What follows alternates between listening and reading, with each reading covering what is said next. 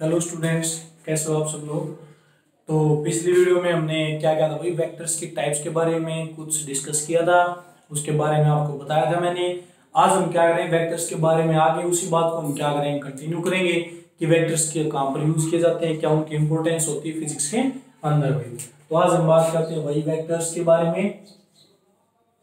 तो देखो, सबसे पहले हमारी आती है importance of vector.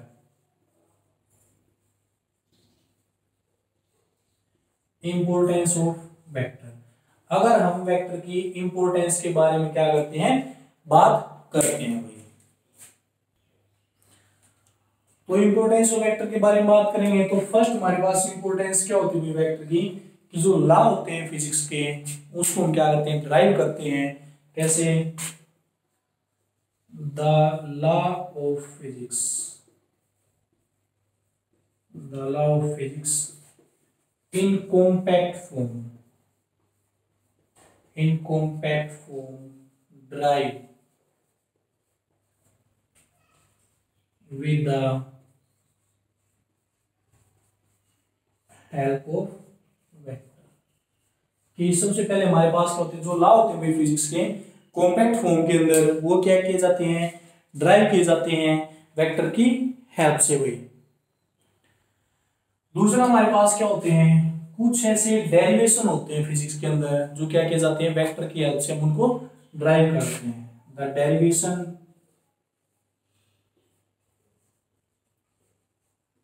Of physics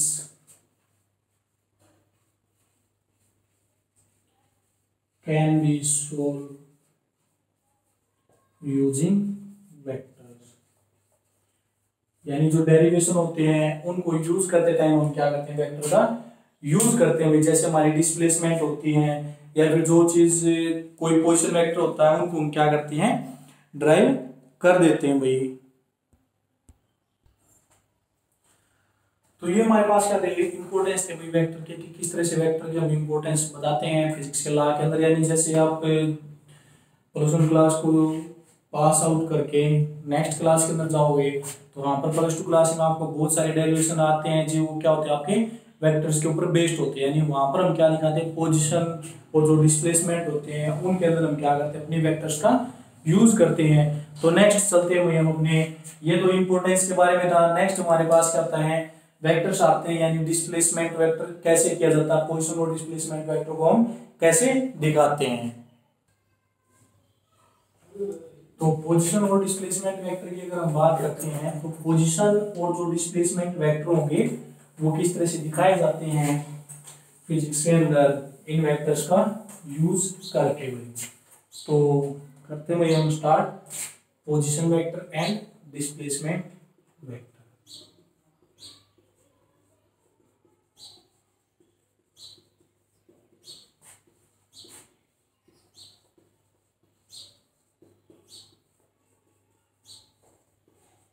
position vector and displacement vector, तो इसके लिए देखो भाई, सबसे पहले हम क्या लेते हैं, अपने कोऑर्डिनेट लेते हैं। अगर हम दो एक्सिस अज्यूम कर लेते हैं, एक्स एक्सिस और वाई एक्सिस।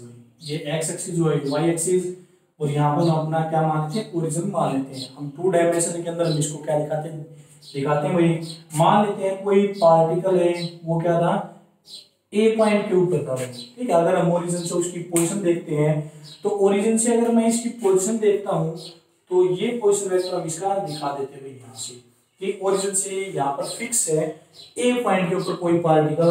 अब वो क्या करता है, ए पॉइंट से मूव करके इस बी पॉइंट के ऊपर चला जाता है। बी पॉइंट के ऊपर वो पहुंच जाता है। तो बी का जो पोजीशन वेक्टर है वो हमने ओरिजिन से दिखा दिया, ये पोजीशन वेक्टर। ठीक है, इसकी जो पोजीशन होगी वो क्या होगी, डिस्टेंस या डिस्प्लेसमेंट क्या होगी ओरिजिन से। तो देखो, इसकी जो इसने कितनी डिस्टेंस या डिस्प्लेसमेंट ट्रेवल की है, तो वो हमारे पास क्या हो जाएगी, ये इसको डिस्टेंस या फिर डिस्प्लेसमेंट वेक्टर हम बोल देते हैं, या डिस्प्लेसमेंट वेक्टर। ठीक है, और ये जो दो हमारे पास आते हैं भाई, एक ये और एक ये, इसको हम क्या बोल देते हैं, पोजीशन वेक्टर। ठीक है, तो जो ये हमारे पास ओरिजिन से जा रहे हैं यानी ओ ए और जो ओ ए और ओ बी हमारे पास क्या पोजीशन वेक्टर है, और जो ए बी है वो हमारे पास क्या है डिस्प्लेसमेंट वेक्टर है। अब देखो इनकी वैल्यू आप किस तरह से फाइंड आउट करोगे। अगर मैं कहता हूं भाई कि जो ए पॉइंट है उसका जो पोजीशन वेक्टर है यानी उसके जो कोऑर्डिनेट है पॉइंट के, अगर वो मैं क्या मान लेता हूं भाई, उसको मैं मान लेता हूं x i plus Y J.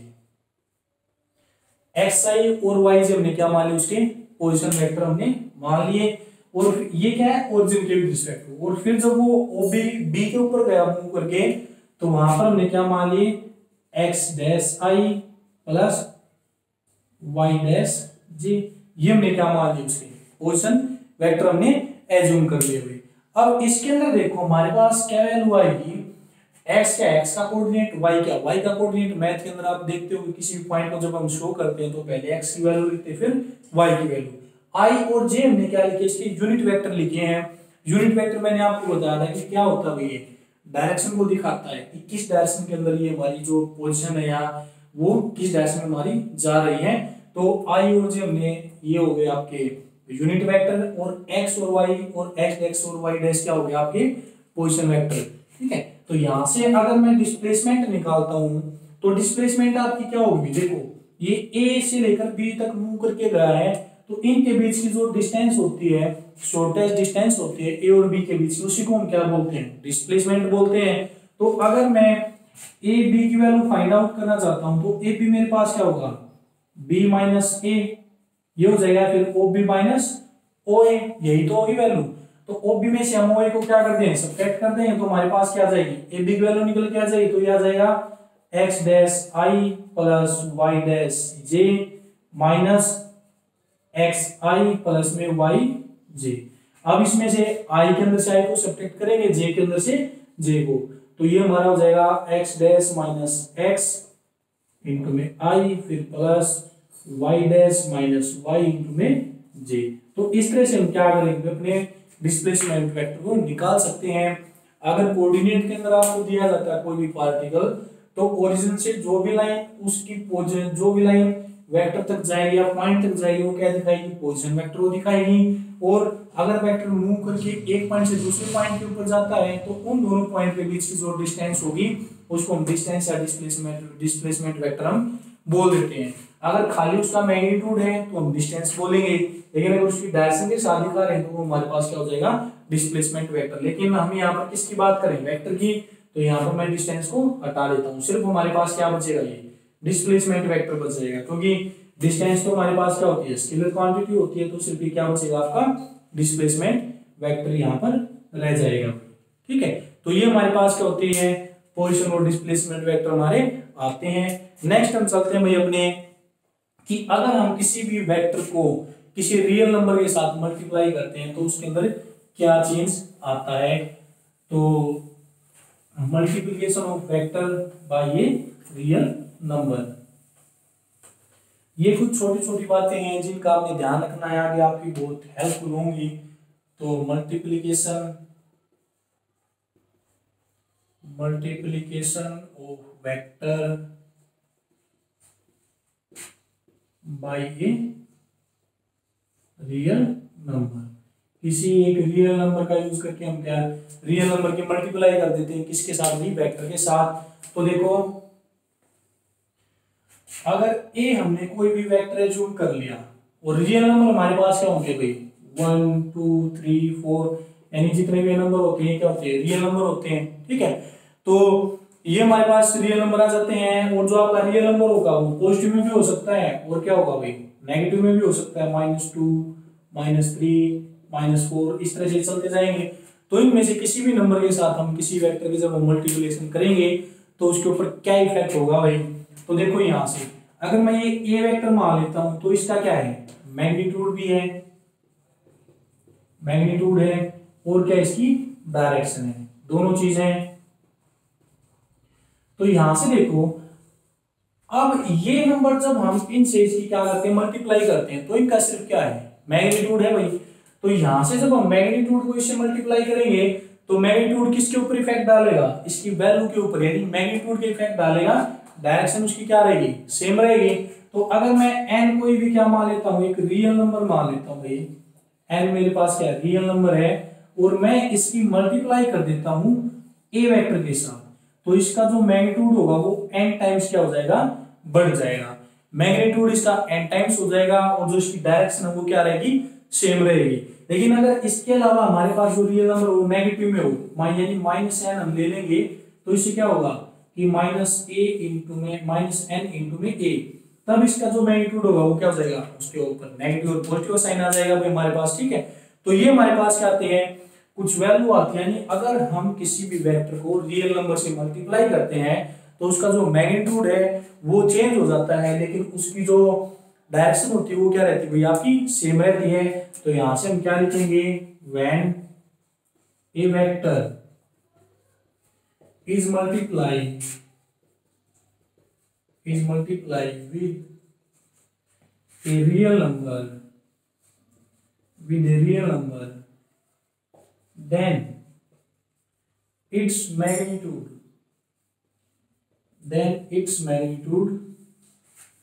becomes n times, and the direction remain same। तो इसकी डायरेक्शन क्या हो जाएगी, सेम रहेगी यहां से। ठीक है, तो ये आपने ध्यान रखना है कि जब हम क्या करते हैं, किसी भी वेक्टर को रियल नंबर से मल्टीप्लाई करते हैं तो उसका जो मैग्नीट्यूड होता है वो आपका क्या हो जाता है, चेंज हो जाता है भाई। तो ये क्या था भाई, हमारे पास रियल नंबर से किया था। लेकिन इसमें एक बात आपने ध्यान रखनी है, देखो यहाँ पर हमने लिखी डायरेक्शन रिमेन सेम, लेकिन ये किस केस में है, जब हमारे पास एक पॉजिटिव नंबर से हमने उसको क्या किया था, मल्टीप्लाई किया था यहाँ पर। ठीक है, जब हम पॉजिटिव नंबर से मल्टीप्लाई करेंगे तो डायरेक्शन क्या रहेगी, सेम रहेगी। लेकिन जैसे ही हमारे पास नेगेटिव का साइन आता है, यहाँ पर माइनस लग जाता है, तो माइनस का मतलब क्या हो जाता है, उसकी डायरेक्शन अपोजिट हो जाती है। ठीक है, तो यहां से आप ध्यान रखना है, direction remain same when n is positive, यानी जब हमारे पास रियल नंबर है वो क्या हो जाएगा, पॉजिटिव होगा, तो डायरेक्शन आपकी क्या हो जाएगी, सेम रहेगी। लेकिन जैसे ही n की वैल्यू आपकी क्या हो जाएगी, नेगेटिव हो जाएगी, तो ये डायरेक्शन आपकी क्या हो जाती है, अपोजिट हो जाती है भाई। ठीक है, फिर नेक्स्ट हम क्या करवाते हैं, मल्टीप्लिकेशन करवाते हैं वेक्टर की, किसके साथ भाई, एक स्केलर के साथ। तो स्केलर आपके पास क्या होता है, एक मैग्नीट्यूड होता है। देखो यहाँ पर हमारे पास क्या है, एक रियल नंबर था, अब हम क्या लेते हैं, स्केलर लेते हैं। स्केलर के पास क्या होती है, मैग्नीट्यूड होता है, लेकिन उसके पास डायरेक्शन नहीं होती। लेकिन साथ में जो भी मैग्नीट्यूड होगा उसकी कुछ ना कुछ वैल्यू तो होगी भाई हम कैसे कर देते हैं भाई, एक scalar.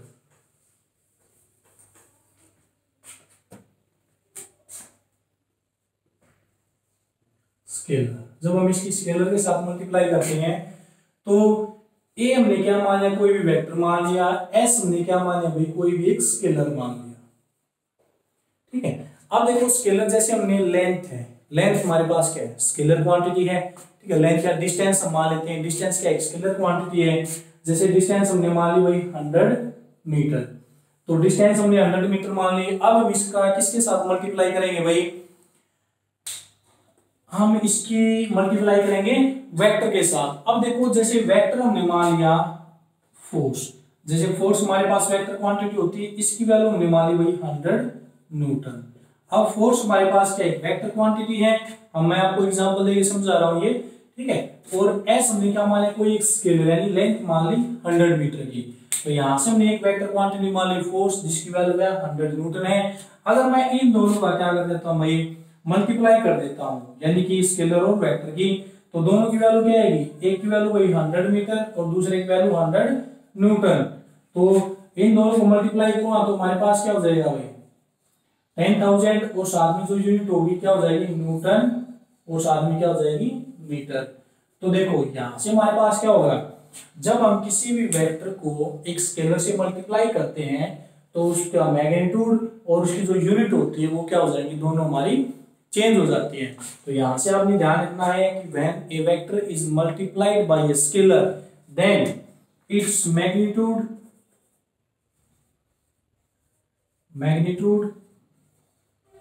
And unit changes.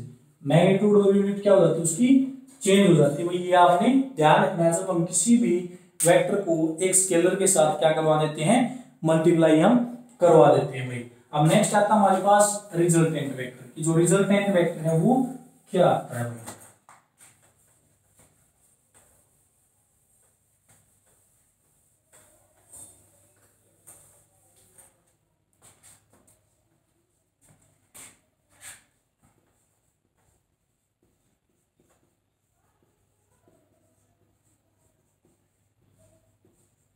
Resultant vector इसको हम किससे दिखा देते हैं भाई, आर से हम इसको दिखा देते हैं।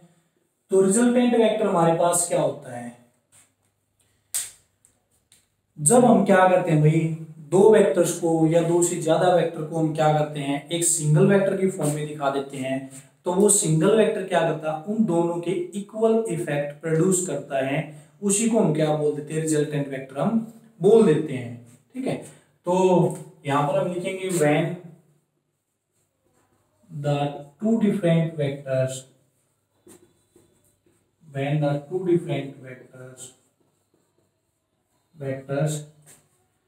is expressed in the form of a single vector, then this single vector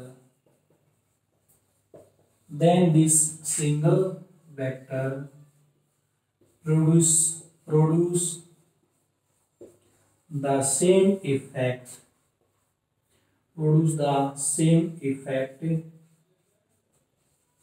as it produced, या फिर same effect equal to the combined effect of two individual vector. तो देखो इसमें डेफिनेशन थोड़ी सी लेंथी हो जाती है, थोड़ी लंबी हो जाती है, लेकिन अगर आप इसको अंडरस्टैंड करके करोगे तो ये कोई लेंथ नहीं, सिर्फ अंडरस्टैंडिंग की बात। देखो when the two vectors is expressed in the form of a single vector, and जब हम दो वेक्टर को मिलाकर एक वेक्टर बनाते हैं, यानी दोनों को हम एक ही वेक्टर की फॉर्म में क्या करते हैं, एक्सप्रेस करते हैं, देन तब दिस सिंगल वेक्टर, तब जो इन दोनों को मिलाकर एक वेक्टर बना वो प्रोड्यूस द सेम इफेक्ट, यानी वो सेम इफेक्ट प्रोड्यूस करे किसके, equal to the combined effect of the two individual vector. यानी हम अगर हमारे पास इसका हम डायग्राम बना के आपको समझाता हूं, जैसे हमारे पास ये ए वेक्टर है और ये हमारे पास क्या है, बी वेक्टर है, दो वेक्टर हमने अज्यूम कर लिए। अब दोनों वेक्टर क्या करें, इन दोनों को जोड़कर अगर मैं एक वेक्टर बना देता हूं, यानी मैंने ये वेक्टर बना दिया भाई इस तरह से, इसका नाम मैंने रख दिया आर। ठीक है, तो ये क्या हुआ, अगर मैं ए और बी को मिलाकर एक वेक्टर आर बना देता हूं, तो जो ये आर वेक्टर है ये कितना इफेक्ट प्रोड्यूस करेगा, जितना ए और बी दोनों मिलकर करेंगे उतना ही क्या करेगा, आर अकेला इफेक्ट प्रोड्यूस करेगा। यानी यहां से हम क्या बोल सकते हैं कि जो आर वेक्टर होगा वो किसके इक्वल हो जाएगा, ए वेक्टर प्लस बी वेक्टर। तो ये जो आर होता है वही हमारा क्या होता है भाई, रिजल्टेंट वेक्टर होता है। ठीक है, तो क्या करेगा, सेम इफेक्ट प्रोड्यूस करेगा, जितना क्या करेगा ए और बी दोनों अकेले कंबाइन होके करेंगे। तो ये हमारे पास क्या होता है भाई, रिजल्टेंट वेक्टर होता है भाई। तो नेक्स्ट हम देखते हैं भाई कि जो वेक्टर होते हैं हमारे को सिंपल लॉ ऑफ अलजेब्रा से हम उनको कंबाइन नहीं कर सकते भाई। तो क्यों नहीं कंबाइन कर सकते, इसके लिए इसका एक एग्जांपल आता है हमारे पास,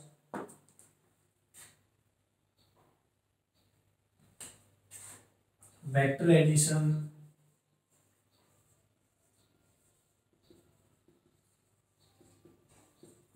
is not possible by simple law of algebra। Simple law of algebra, ठीक है, कि जो वेक्टर एडिशन होगा वो पॉसिबल नहीं है भाई। जो हमारा सिंपल लॉ ऑफ एल्जेब्रा होता है, यानी कि जैसे हम 2+3 कर देते हैं, 5+4 कर देते हैं, तो ये इस तरह से ये हमारा एप्लीकेबल नहीं होगा। तो देखो इसको एग्जांपल देने के लिए हम क्या करते हैं भाई, जैसे मान लेते हैं ये हमारा कोई ओरिजिन है ओ पॉइंट, ठीक है, कोई एक पार्टिकल है वो इस ओरिजिन से राइट साइड में चलता है भाई अपना 4 मीटर की डिस्टेंस वो ट्रेवल करता है और वो ए पॉइंट के ऊपर पहुंच जाता है, ठीक है। फिर वो क्या करता है, इस ए पॉइंट से अपनी लेफ्ट साइड की तरफ क्या करता है, टर्न करेगा। तो वो अपनी लेफ्ट साइड की तरफ क्या कर जाता है भाई, टर्न करके जाता है और कितनी डिस्टेंस ट्रेवल करता है 3 मीटर और वो बी पॉइंट के ऊपर पहुंच जाता है, ठीक है। अगर हम देखते हैं कि उसकी डिस्प्लेसमेंट बताओ कि वो ओरिजिन से कितनी डिस्टेंस दूर है, तो ओरिजिन से कितनी डिस्टेंस दूर होगा भाई, तो देखो ये जो डिस्टेंस है हम इसको डायरेक्ट मेजर करेंगे ना भाई कि वो यहाँ से कितनी डिस्टेंस हमारा क्या है, दूर है। अगर आप अपने घर से जाते हो कहीं पीछे तो आप घूम के कहीं से भी पता नहीं कहाँ कहाँ से घूम के और घर के बिल्कुल पास आ जाते हो और कोई आपसे पूछता भाई आप कहाँ गए तो बताएगा भाई वो घर के पास में खड़ा है। अब वो ये थोड़ी बताएगा कि आप वहां से घूम के आए हो, तो अगर वो वहां से बताएगा तो क्या हुआ, आपकी डिस्टेंस बहुत ज्यादा दूर होगी, ठीक है, वो क्या करेगा बहुत ज्यादा दूर है लेकिन आप तो क्या खड़े हो, घर के पास में खड़े हो, ठीक है। तो ये हमारे पास क्या होगा कि अगर ये डिस्टेंस पूछी जाएगी तो क्या होगी, डायरेक्ट डिस्टेंस हम मेजर करेंगे। अब देखो अगर हम यहाँ से डिस्टेंस देखते हैं तो ये कितनी आएगी हमारे पास 4 + 3 यानी कितनी आ जाएगी 7 मीटर आ जाएगी हमारे पास। लेकिन ये 7 मीटर हमारी क्या है, करेक्ट नहीं है, ये क्या है, रॉन्ग है। इसके लिए हम क्या करते हैं, आपने 10th क्लास में पढ़ा हुआ एक पाइथागोरस थ्योरम, ये हमारा क्या है परपेंडिकुलर है, ये बेस है और ये क्या है हाइपोटेन्यूस है। तो यहाँ पर हमें किसकी वैल्यू फाइंड आउट करनी है, हाइपोटेन्यूस, तो इसके अंदर हम किसका फार्मूला लगाएंगे, हाइपोटेन्यूस का square is equal to base का स्क्वायर प्लस परपेंडिकुलर का स्क्वायर। तो ये हमारे पास इस फार्मूले से हम क्या करेंगे, इसकी डिस्टेंस को कैलकुलेट करेंगे। तो यहाँ से देखो हमने क्या किया, सिर्फ इन दोनों वेक्टर को ऐड ही तो किया भाई, ठीक है, लेकिन किसका यूज करके, जो हमारे पाइथागोरस राइट एंगल ट्रायंगल वाला फार्मूला है उसका यूज करके, ठीक है। तो ये हमारे पास क्या आते भाई, ये जो हमारे वेक्टर्स होते हैं उनको हम सिंपल लॉ ऑफ अलजेब्रा से ऐड नहीं कर सकते, लेकिन कुछ केसेस होते हैं जिनके अंदर हम उनको ऐड कर सकते हैं, लेकिन वो केस कौन सा होता है उसके बारे में आपको बताता हूँ। सिर्फ एक ही केस होता हो जब हम इनको ऐड करेंगे simple law of vector algebra से, लेकिन अगर कोई इस तरह से चलता है हमारे पास, यानी अलग अलग दो वेक्टर अलग अलग डायरेक्शन के अंदर जा रहे हो, तो किस तरह से वो हमारे simple law of vector algebra से हम उनको ऐड नहीं कर सकते। तो नेक्स्ट चलते हैं हम अपने नेक्स्ट टॉपिक के ऊपर की जो अलजेब्रा उनको हम किस तरह से ऐड करेंगे उसके लिए भाई। तो देखो भाई नेक्स्ट देखते हैं कि वेक्टर एडिशन कैसे होगा, vector addition by geometrical method, यानी सिंपल लॉ ऑफ अलजेब्रा से तो हमने दिखा दिया, अब हम ज्योमेट्रिकल मेथड का यूज करेंगे। तो वेक्टर एडिशन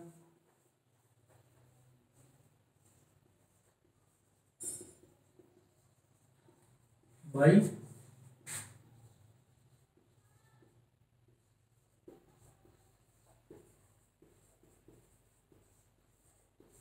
ज्योमेट्रिकल मेथड का हम क्या करेंगे भाई, यूज करेंगे वेक्टर एडिशन में। तो देखो सबसे पहले हमारे पास क्या होता है, ज्योमेट्रिकल मेथड बहुत सारे होते हैं, तो हम क्या कहते हैं सबसे पहले हम एक जनरल मेथड देखते हैं वेक्टर को ऐड करने का। जो जनरल मेथड होता है वो कैसे होता है, सबसे पहले देखो जिन दो वेक्टर को हमें ऐड करना होता है वो किससे कैसे हम उनको अरेंज करेंगे, यानी इसके अंदर देखो the two vectors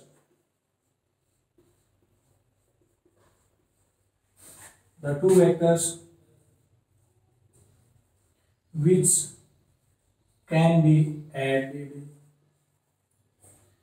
are arranged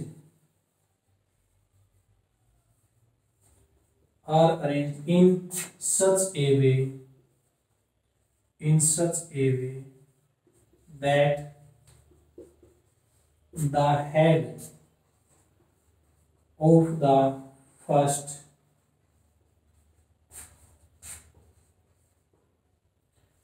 coincide with the tail of the second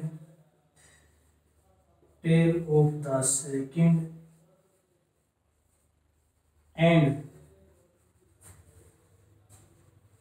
the head of the second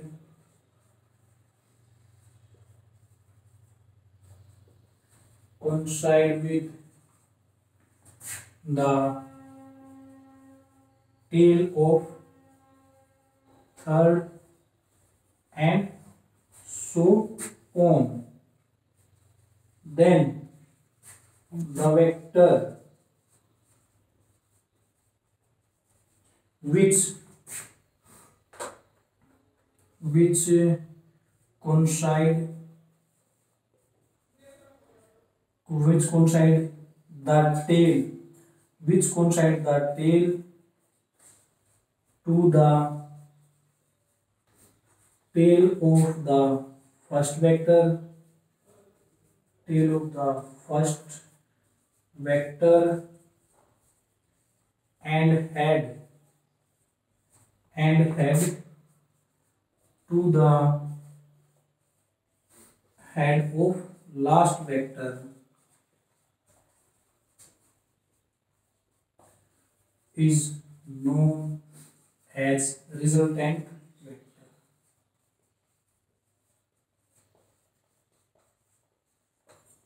तो ये हमारे पास वेक्टर एडिशन के लिए ये ला हमने क्या करना भाई, फॉलो करना है। अब इसको देखो मैंने क्या लिखा है, the two vector which can be added, जिन दो वेक्टर को हमें ऐड करना है, are arranged in such a way that the head of the first coincide with the tail of the second, यानी फर्स्ट का हेड और सेकंड की tail, and the head of the second coincide with the tail of the third, second का head और third की क्या आ जाएगी, tell, यानी इस तरह से हमारा कंटिन्यूअसली चलता जाएगा, एक का हेड सेकंड की टेल, फिर उसका हेड थर्ड की टेल, फिर थर्ड का हेड फोर्थ की टेल। तो फिर उसके बाद क्या है, then the vector which coincide the tail to the tail of the first, तब हम लास्ट में एक ऐसा वेक्टर बनाएंगे जिसकी टेल है वो फर्स्ट वेक्टर की टेल के साथ कोइंसाइड करेगी, और जिसका हेड है वो क्या करेगा, लास्ट वेक्टर के हेड के साथ कोइंसाइड करेगा। तो उस वेक्टर को हम क्या बोल देंगे, अपना रिजल्टेंट वेक्टर हम बोल देंगे। तो ये तो थी डेफिनेशन भाई, ठीक है, कि जनरल हम जो वेक्टर होते हैं उनको कैसे ऐड करेंगे। अब इसका डायग्राम बना के मैं इस डेफिनेशन को आपको अंडरस्टैंड करवाता हूँ कि जो डेफिनेशन है किस तरह से आपने अंडरस्टैंड करनी है, कैसे आप इसको याद करोगे। क्योंकि देखो हर चीज रटने से याद नहीं होती, फिजिक्स मैंने आपको पहले ही बताया था अंडरस्टैंडिंग है, अगर आप इसकी अंडरस्टैंडिंग करते हो तो आपको फिजिक्स आ जाती है। तो देखो हमारे पास क्या मान लीजिए भाई, ये ए वेक्टर है और ये हमारे पास क्या है, बी वेक्टर है, ठीक है। हमें इनको क्या करना है, ऐड करना है। अब जो मेथड मैंने बताया उसको हम कैसे करेंगे भाई, या फिर मैं ये मान लेता हूं कि बी वेक्टर हमारा इस तरह से है, ठीक है। अब हम इनको कैसे ऐड करेंगे, देखो ए वेक्टर हमने ये लिख दिया, अब ये क्या इसका हेड है और ये क्या है, टेल है, इसकी टेल और ये क्या है, हेड। इसी तरह ये क्या इसका हेड है और ये क्या इसकी टेल है। तो जो मैंने भी डेफिनेशन लिखवाई तो उसमें क्या किया था कि जो फर्स्ट वेक्टर का हेड किसके साथ कोइंसाइड करेगा, tail of the second vector. तो यहां से ये हेड है तो यहां पर मैं सेकंड वेक्टर की टेल बना दूं और यहां पर क्या हो जाएगा, हेड हो जाएगा उसको, उसका। तो यहां पर मैं इसको डेफिनेशन के अकॉर्डिंग अरेंज कर दिया भाई, फर्स्ट वेक्टर का हेड और कौन किसके साथ कोइंसाइड करेगा, tail of the second vector का हेड यहां पर, तो यहां पर क्या होगी टेल, और फर्स्ट वेक्टर का हेड यहां पर तो टेल यहां पर, ठीक है। तो इसी तरह अगर कोई थर्ड वेक्टर होता है तो उसकी टेल यहाँ पर और हेड हम आगे कर देते, कैसे भी हम उनको अरेंज कर देंगे। तो दोनों के हमने अरेंज कर दिया अभी दोनों वेक्टर को, फिर हम क्या करते हैं, एक वेक्टर बनाते हैं जो इनके अपोजिट में होता है, यानी जिसकी जो टेल है वो फर्स्ट वेक्टर की टेल के साथ कोइंसाइड करेगी और उसका हेड है वो किसके साथ कोइंसाइड करेगा, हेड के साथ।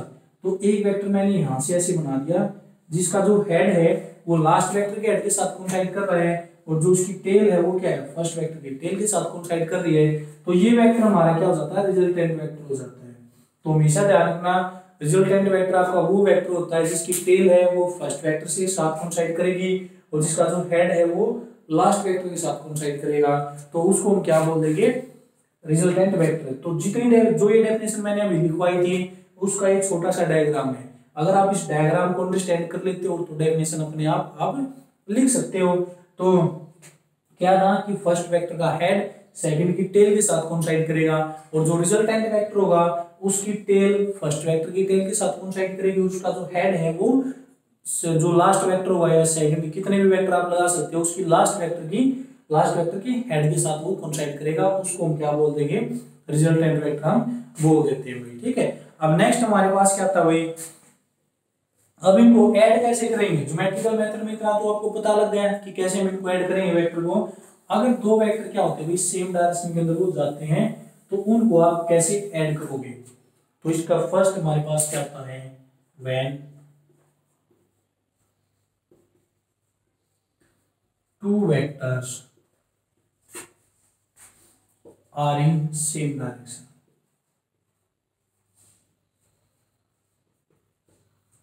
Are in same direction. Magnitude ना कुछ भी हो सकता है, कोई ए वेक्टर ज्यादा हो सकता है, एक वेक्टर कम हो सकता है। तो जब दोनों क्या करते हैं वही सेम डायरेक्शन में जाएंगे तो उनका जो रिजल्टेंट होगा वो कितना हो जाएगा। तो देखो यहाँ पर हमने क्या मान लिया, ये हमारे पास क्या है ए वेक्टर है, ये हमने ए वेक्टर मान लिया, और ये हमने क्या मान लिया भाई बी वेक्टर। अब बी वेक्टर हमने यहाँ पर मान लिया। अब देखो बी का मैग्नीट्यूड क्या है, कम है, और ए का मैग्नीट्यूड क्या है, ज्यादा है। आप इसको ऐसे भी दिखा सकते हो, इसका जो दूसरा डायग्राम आप उसको ऐसे भी दिखा सकते हो, क्योंकि दोनों सेम डायरेक्शन में जा रहे हैं तो सेम डायरेक्शन में हम दोनों को ऐसे भी दिखा सकते हैं। ये भी सेम डायरेक्शन है और ये भी क्या है सेम डायरेक्शन है, तो दोनों में से कोई भी डायग्राम आप इसका शो कर सकते हो। जब हम इनको ऐड करेंगे तो ऐड करने के लिए क्या हुआ, फर्स्ट वेक्टर का हेड सेकंड की टेल के साथ कोइंसाइड, लेकिन यहाँ पर क्या दोनों के बीच में गैप है ना, तो इस गैप को हम क्या करेंगे खत्म करेंगे। तो दोनों को ऐड करने के लिए हम क्या करेंगे भाई, फर्स्ट वेक्टर का हेड ये हमने बना दिया ए वेक्टर, और यहीं से सेकंड वेक्टर की टेल स्टार्ट हो जाएगी, और ये आपका क्या होगा बी वेक्टर। अब हमने क्या कर दिया, दोनों वेक्टर को ऐड कर दिया भाई। अब ऐड करेंगे तो रिजल्टेंट वेक्टर क्या होगा, रिजल्टेंट वेक्टर क्या था, फर्स्ट वेक्टर की टेल के साथ टेल और लास्ट वेक्टर के हेड के साथ हेड, तो बिल्कुल सीधा जाएगा ना। तो यहाँ से बिल्कुल टेल से यहाँ से स्टार्ट होगा और वहां तक ये सीधा जाएगा।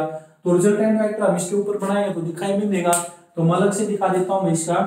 अब ये करना है, यहाँ से स्टार्ट होगा भाई, टेल के साथ टेल कोइंसाइड करेगी और बिल्कुल सीधा जाएगा, और इस बी वेक्टर के हेड के साथ क्या करेगा, उसका हेड कोइंसाइड करेगा। तो ये हमारे पास क्या हो जाता है रिजल्टेंट वेक्टर, और दोनों सेम डायरेक्शन में गए हुए हैं तो आर की वैल्यू क्या हो जाएगी, ए वेक्टर प्लस में बी वेक्टर, हम ऐसे लिख सकते हैं। तो रिजल्टेंट वेक्टर क्या हुआ, दोनों की लेंथ, इस लेंथ के आगे अगर आप और भी लेंथ लगाओगे तो लेंथ बढ़ेगी ना, तो रिजल्टेंट क्या आएगा, दोनों को ऐड करके आ जाएगा हमारे पास। ठीक है, तो दोनों जब सेम डायरेक्शन में जाएंगे तो हमारे पास क्या हो जाएगा, जो रिजल्टेंट आएगा वो दोनों को जोड़कर आ जाता है। तो ये बातें आपने ध्यान में रखनी है, जब दोनों सेम डायरेक्शन में जा रहे हैं तो दोनों को कैसे ऐड करोगे, फर्स्ट का हेड और सेकंड की टेल दोनों को साइड करवा दो। जब दोनों सेम डायरेक्शन में है तो रिजल्टेंट क्या जाएगा, दोनों को जोड़कर आ जाएगा। नेक्स्ट करते हैं भैया, अगर दोनों क्या करते हैं अपोजिट डायरेक्शन के अंदर जाते हैं, ये हमारे पास क्या हो जाएगी अपोजिट डायरेक्शन के लिए हम दिखाएंगे।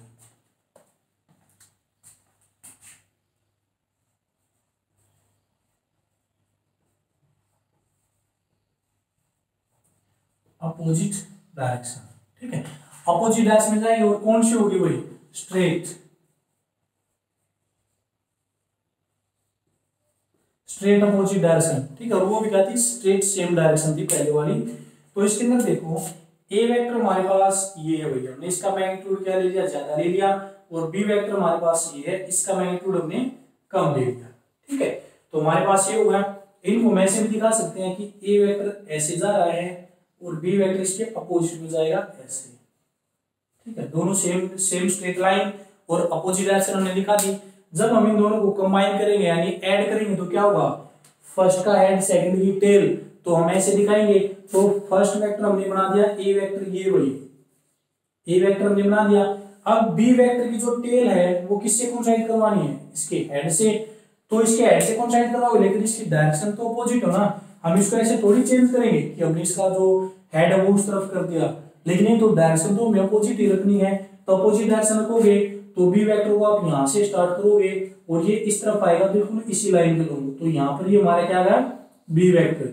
अब देखो ये इसके इफेक्ट को क्या कर रहा है, कैंसिल कर रहा है, यानी कोई चीज जब आगे से आ रही हो हम उसको अपोजिट में धकेलते हैं, यहाँ फोर्स लगाते हैं तो क्या होता है उसकी वैल्यू कम होती है। तो ए वेक्टर इस साइड में जा रहा है और बी वेक्टर इसके अपोजिट में फोर्स लगा रहा है यहाँ तक, तो इसका जो रिजल्टेंट वेक्टर आएगा वो क्या आएगा। अब देखो रिजल्टेंट वेक्टर कहाँ तक होगा, फर्स्ट वेक्टर की टेल और लास्ट वेक्टर का हेड, तो रिजल्टेंट वेक्टर आपका कहां से लेकर कहां तक जाएगा, यहां तक जाएगा आपका रिजल्टेंट वेक्टर। ठीक है, तो ये हमारा क्या होता है भाई रिजल्टेंट वेक्टर आर की वैल्यू हमने क्या कर दी, फाइंड आउट कर दी। अब यहाँ पर जो रिजल्टेंट वेक्टर होगा आर, उसकी वैल्यू क्या हो जाएगी, ए वेक्टर में से हमने क्या किया यानी ऐड करते थे, लेकिन कैसा नेगेटिव बी वेक्टर, तो यहाँ पर जो रिजल्टेंट वेक्टर आर उसकी वैल्यू क्या हो जाएगी भाई ए वेक्टर माइनस बी वेक्टर। तो जब दोनों क्या जाते हैं भाई अपोजिट डायरेक्शन के अंदर जाएंगे तो जो दोनों का रिजल्टेंट आएगा वो क्या जाएगा, दोनों को सब्ट्रैक्ट करके आ जाएगा। ठीक है, तो ये दो मेथड मैंने आपको सिंपल बताए यहाँ ज्योमेट्रिकल मेथड के अंदर। नेक्स्ट हमारे पास क्या आता है, एक parallelogram law of vector addition आता है और एक triangle law of vector addition आता है, तो उनको हम डिटेल में नेक्स्ट वीडियो के अंदर करेंगे, वो आपके बहुत ज्यादा इंपॉर्टेंट है। तो आज की वीडियो में सिर्फ इतना ही। जैसा भी आपको लगे मुझे कमेंट करके जरूर बताएं। तो आज की वीडियो में सिर्फ इतना ही भाई, थैंक यू।